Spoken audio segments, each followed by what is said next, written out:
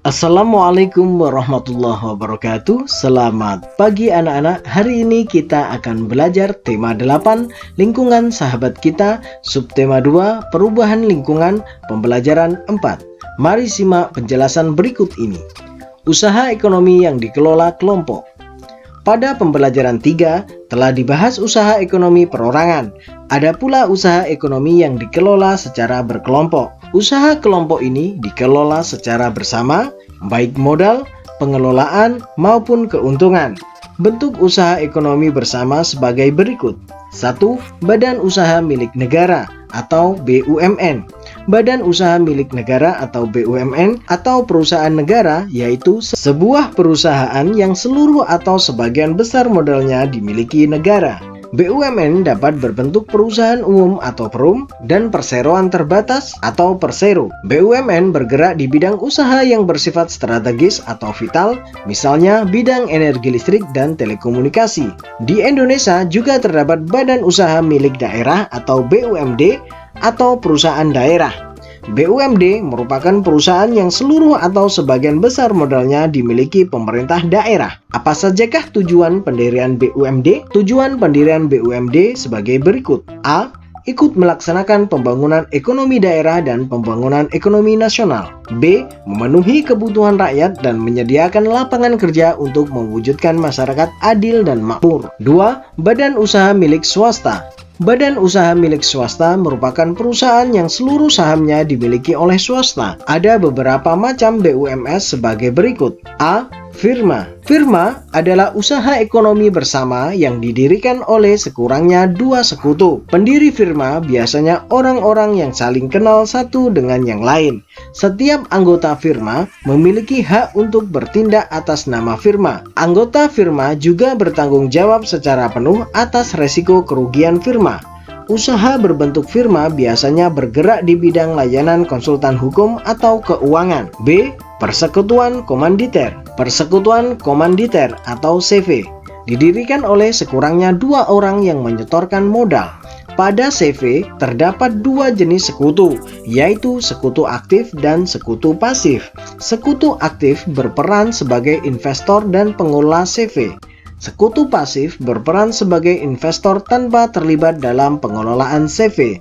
Usaha berbentuk CV dapat dikembangkan dari firma. Ini dimungkinkan jika firma ingin memperluas usahanya dan membutuhkan banyak modal. C. Perseroan terbatas. Perseroan terbatas atau PT adalah usaha bersama yang modalnya berupa kumpulan saham. Saham diartikan sebagai bukti kepemilikan suatu perusahaan atas penyetoran modal. Setiap saham memiliki nilai nominal tertentu. Pemilik saham akan memperoleh keuntungan berupa dividen. Bagi perseroan yang ingin mengembangkan dan memperluas usaha, sahamnya dapat diperdagangkan di pasar modal. 3. Koperasi. Di Indonesia berkembang usaha bersama yang bertujuan menyejahterakan anggotanya.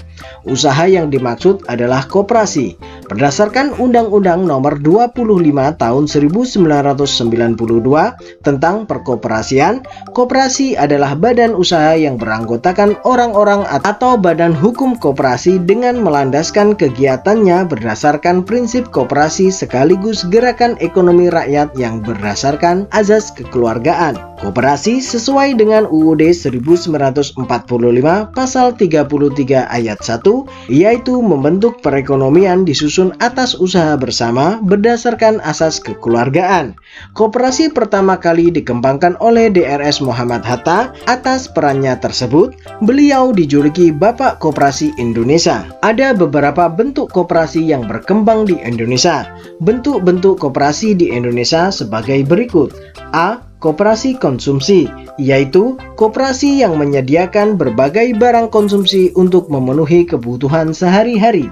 Contohnya, beras, gula, minyak, sabun, peralatan rumah tangga, dan barang elektronik. Tujuan koperasi ini adalah memenuhi kebutuhan konsumsi sehari-hari bagi anggota dengan harga dan mutu layak. B. Koperasi simpan pinjam, yaitu koperasi yang menyediakan layanan simpan dan pinjam. Koperasi jenis ini menerima simpanan dari anggota. Selanjutnya, uang yang telah terkumpul dipinjamkan kepada anggota. C. koperasi produksi, yaitu koperasi yang menyediakan bahan baku produksi dan menyalurkan hasil produksi anggotanya. Koperasi ini beranggotakan para produsen atau pengusaha, misalnya pengusaha batik, tahu dan tempe, dan sapi perah. D. Koperasi jasa, yaitu koperasi yang menyediakan layanan atau jasa tertentu bagi anggotanya.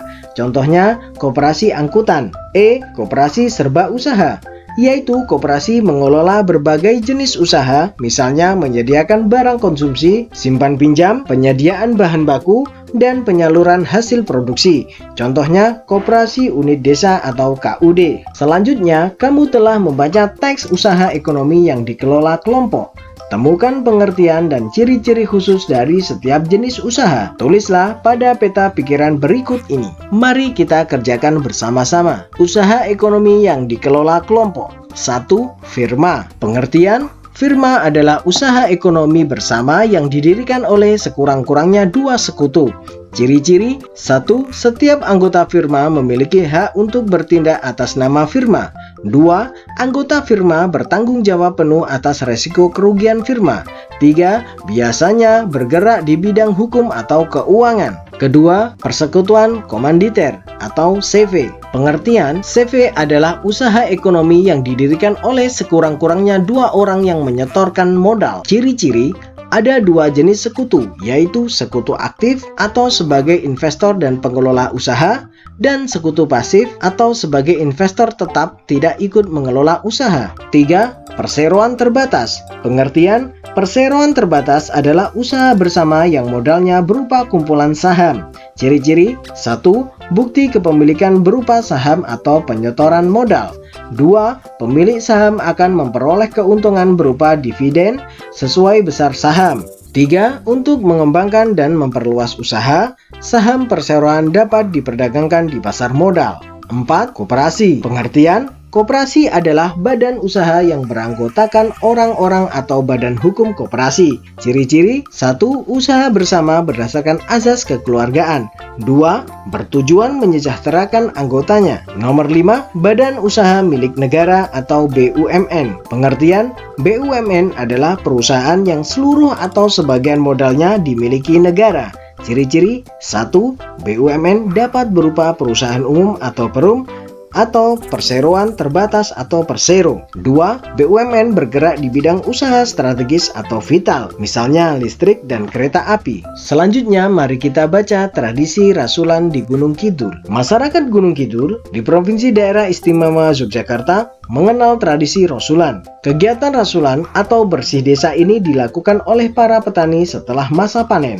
Waktu pelaksanaan tergantung kesepakatan warga setiap dusun, tetapi biasanya sekitar bulan Juni atau Juli. Rasulan biasanya berlangsung selama beberapa hari. Rangkaian kegiatan diawali dengan kerja bakti atau membersihkan lingkungan sekitar dusun.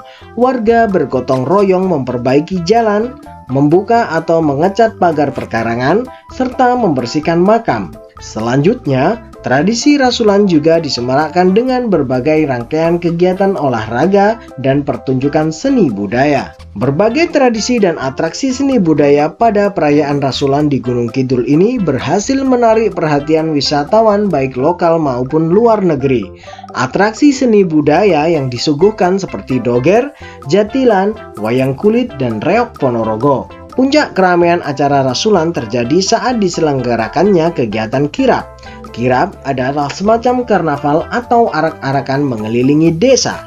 Dalam acara kirap itu, dibawa pula tumpeng dan sajian berupa hasil panen seperti pisang, jagung, padi, sayur mayur, dan hasil panen lainnya. Di akhir kirap, warga melakukan doa bersama di balai dusun.